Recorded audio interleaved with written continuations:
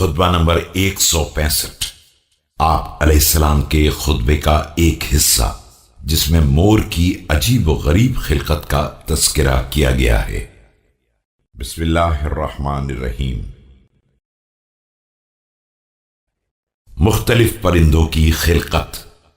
اللہ نے اپنی تمام مخلوقات کو عجیب و غریب بنایا ہے، چاہے وہ ذی حیات ہو یا بے جان، ساکن ہو یا متحرک، اور ان سب کے ذریعے اپنی لطیف صنعت اور عظیم قدرت کے وہ شواہد قائم کر دیے ہیں جن کے سامنے عقلیں بکمال اعتراف و تسلیم سر خم کیے ہوئے ہیں، اور پھر ہمارے کانوں میں اس کی وحدانیت کے دلائل ان مختلف صورتوں کے پرندوں کی تخلیق کی شکل میں گونج رہے ہیں جنہیں زمین کے گڑھوں، دروں کے شگافوں، پہاڑوں کی بلندیوں پر آباد کیا ہے، جن کے پر مختلف قسم کے اور جن کی ہیئت جداگانہ انداز کی ہے، اور انہیں تسخیر کی زمام کے ذریعے حرکت دی جا رہی ہے، اور وہ اپنے پروں کو وسیع فضا کے راستوں اور کشادہ ہوا کی وسعتوں میں پھڑ پھڑا رہے ہیں۔ انہیں عالم عدم سے نکال کر عجیب و غریب ظاہری صورتوں میں پیدا کیا ہے، اور گوشت پوست میں ڈھکے ہوئے جوڑوں کے سروں سے ان کے جسموں کی ساخت قائم کی ہے۔ بعض کو ان کے جسم کی سنگینی نے ہوا میں بلند ہو کر تیز پرواز سے روک دیا ہے، اور وہ صرف ذرا اونچے ہو کر پرواز کر رہے ہیں، اور پھر اپنی لطیف قدرت اور دقیق صنعت کے ذریعے انہیں مختلف رنگوں کے ساتھ منظم و مرتب کیا ہے کہ بعض ایک ہی رنگ میں ڈوبے ہوئے ہیں کہ دوسرے رنگ کا شائبہ بھی نہیں ہے، اور بعض ایک رنگ میں رنگے ہوئے ہیں لیکن ان کے گلے کا طوق دوسرے رنگ کا ہے۔ مور کی خلقت۔ ان سب میں عجیب ترین خلقت مور کی ہے، جسے محکم ترین توازن کے سانچے میں ڈھال دیا ہے، اور اس کے رنگوں میں حسین ترین تنظیم قائم کی ہے۔ اسے وہ رنگین پر دیے ہیں جن کی جڑوں کو ایک دوسرے سے جوڑ دیا ہے، اور وہ دم دی ہے جو دور تک کھنچتی چلی جاتی ہے۔ جب وہ اپنی مادہ کا رخ کرتا ہے تو اسے پھیلا لیتا ہے، اور اپنے سر کے اوپر اس طرح سایہ فکن کر لیتا ہے جیسے مقام دارین کی کشتی کا بادبان جسے ملاح ادھر ادھر موڑ رہا ہو۔ وہ اپنے رنگوں پر اتراتا ہے اور اس کی جنبشوں کے ساتھ جھومنے لگتا ہے۔ اپنی مادہ سے اس طرح جفتی کھاتا ہے جس طرح مرغ، اور اسے اس طرح حاملہ بناتا ہے جس طرح جوش و ہیجان میں بھرے ہوئے جانور۔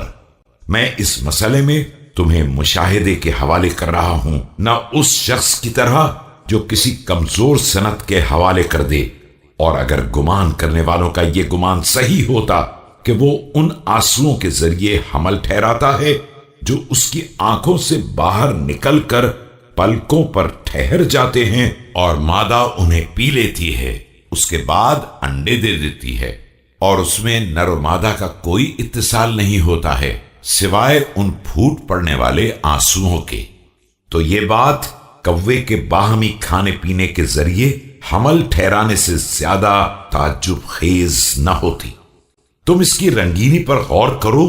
تو ایسا محسوس کرو گے جیسے پروں کی درمیانی تیلیاں چاندی کی سلائیاں ہیں، اور ان پر عجیب و غریب ہالے اور سورج کی شعاؤں جیسے جو پر و بال اگ آئے ہیں وہ خالص سونے اور زمرد کے ٹکڑے ہیں۔ اور اگر انہیں زمین کے نباتات سے تشبیہ دینا چاہو گے تو یہ کہو گے کہ یہ ہر موسم بہار کے پھولوں کا ایک شگوفہ ہے، اور اگر لباس سے تشبیہ دینا چاہو گے تو کہو گے کہ یہ نقشدار ہلوں یا خوشنما یمنی چادروں جیسے ہیں، اور اگر زیورات ہی سے تشبیہ دینا چاہو گے تو اس طرح کہو گے کہ یہ رنگ برنگ کے نگینے ہیں جو چاندی کے دائروں میں جڑ دیے گئے ہیں۔ یہ جانور اپنی رفتار میں ایک مغرور اور متکبر شخص کی طرح خرام ناز سے چلتا ہے، اور اپنے بالوں پر اور اپنی دم کو دیکھتا رہتا ہے، اپنے فطری لباس کی خوبصورتی اور اپنی چادر حیات کی رنگینی کو دیکھ کر قہقہا لگاتا ہے، اور اس کے بعد جب پیروں پر نظر پڑ جاتی ہے تو اس طرح بلند آواز سے روتا ہے جیسے فطرت کی ستم ظریفی کی فریاد کر رہا ہو اور اپنے واقعی درد دل کی شہادت دے رہا ہو، اس لیے کہ اس کے پیر دوغلے مرغوں کے پیروں کی طرح دبلے پتلے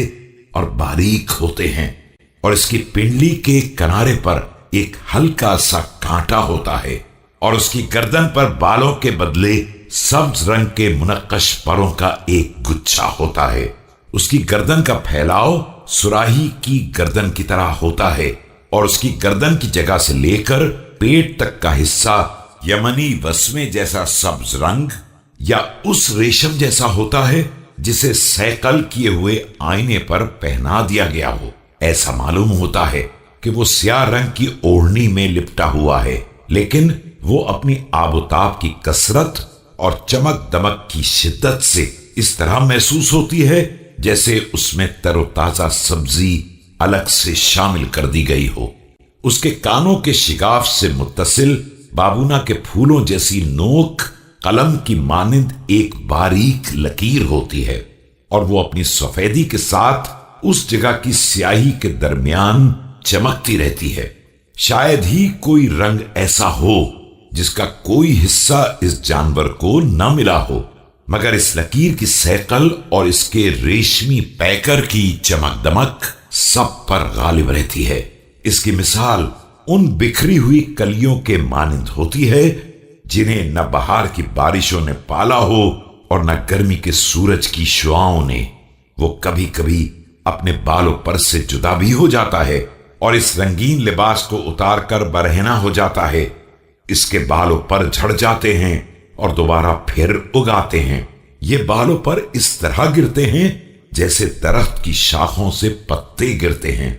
اور پھر دوبارہ یوں اگاتے ہیں کہ بالکل پہلے جیسے ہو جاتے ہیں۔ نہ پرانے رنگوں سے کوئی مختلف رنگ ہوتا ہے اور نہ کسی رنگ کی جگہ تبدیل ہوتی ہے، بلکہ اگر تم اس کے ریشوں میں کسی ایک ریشے پر بھی غور کرو گے تو تمہیں کبھی گلاب کی سرخی نظر آئے گی اور کبھی زمرد کی سبزی اور پھر کبھی سونے کی زردی۔ بھلا اس تخلیق کی توصیف تک فکروں کی گہرائیاں کس طرح پہنچ سکتی ہیں، اور ان دقائق کو عقل کی جودت کس طرح پا سکتی ہے، یا توصیف کرنے والے اس کے اوصاف کو کس طرح مرتب کر سکتے ہیں، جبکہ اس کے چھوٹے سے ایک جز نے اوہام کو وہاں تک رسائی سے عاجز کر دیا ہے اور زبانوں کو اس کی توصیف سے درماندہ کر دیا ہے۔ پاک و بے نیاز ہے وہ مالک جس نے عقلوں کو متحیر کر دیا ہے اس ایک مخلوق کی توصیف سے جسے نگاہوں کے سامنے واضح کر دیا ہے، اور نگاہوں نے اسے محدود اور مرتب و مرکب و ملون شکل میں دیکھ لیا ہے، اور پھر زبانوں کو بھی اس کی صفت کا خلاصہ بیان کرنے اور اس کی تعریف کا حق ادا کرنے سے عاجز کر دیا ہے۔ چھوٹی مخلوقات کا ذکر۔ اور پاک و پاکیزہ ہے وہ ذات جس نے چیونٹی اور مچھر سے لے کر ان سے بڑی مچھلیوں اور ہاتھیوں تک کے پیروں کو مضبوط و مستحکم بنایا ہے، اور اپنے لیے لازم قرار دے لیا ہے کہ کوئی ذی روح ڈھانچہ حرکت نہیں کرے گا مگر یہ کہ اس کی اصلی وعدہ گاہ موت ہوگی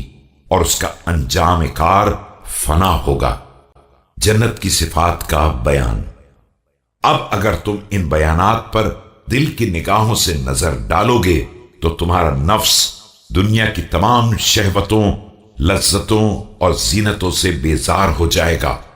اور تمہاری فکر ان درختوں کے پتوں کی کھڑکھڑاہٹ میں گم ہو جائے گی جن کی جڑیں ساحل دریا پر مشک کے ٹیلوں میں ڈوبی ہوئی ہیں، اور ان تر و تازہ موتیوں کے گچھوں کے لٹکنے اور سبز پتیوں کے غلافوں میں مختلف قسم کے پھلوں کے نکلنے کے نظاروں میں گم ہو جائے گی جنہیں بغیر کسی زحمت کے حاصل کیا جا سکتا ہے،